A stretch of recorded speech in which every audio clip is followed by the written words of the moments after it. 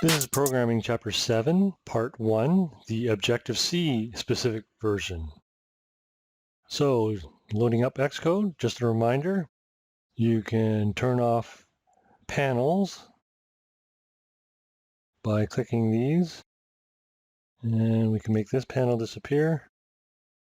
It's always best to be able to look at as much source code as possible. And here's how we define a node. We have to define an interface and then the implementation. And you can see that NSObject is the base object. And here's how we initialize a member variable. If you're going to assign a native type, you should have it as an assign rather than a retain because it's not really an object. Okay, and as you can see, we have no functions in node. And the main is outside of this node class. Objective-C has a very specific way of initializing things. We have allocating the memory, and then we have the constructor function. Even though we haven't defined a constructor function, an init constructor will be provided for you.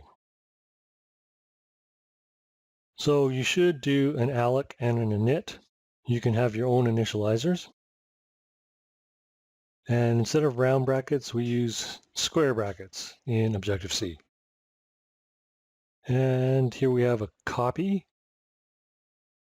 Objective-C uses the pointer style, just like C++. And we can go ahead and print those pointers out. And let's just run this and set a breakpoint. And we just left-click in the margin to set a breakpoint. And we can just run it.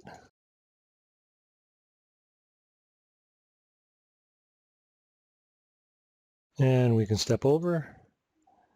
And it prints out the addresses. And these are on the heap. We can set member variables, just like Java, with a dot notation. So the object dot variable. And we set it to equal something, and printing it's the same way to access. And we'll just step, step, step. And here we are, our variables. And we'll step some more, step, step. And we can click on this to look at local variables.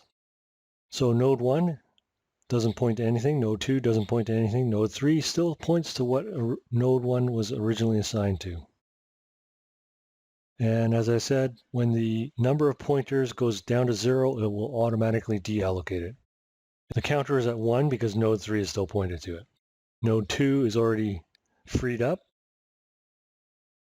And that's how arc works. And that's how functions work in Objective-C. That completes Chapter 7, Part 1.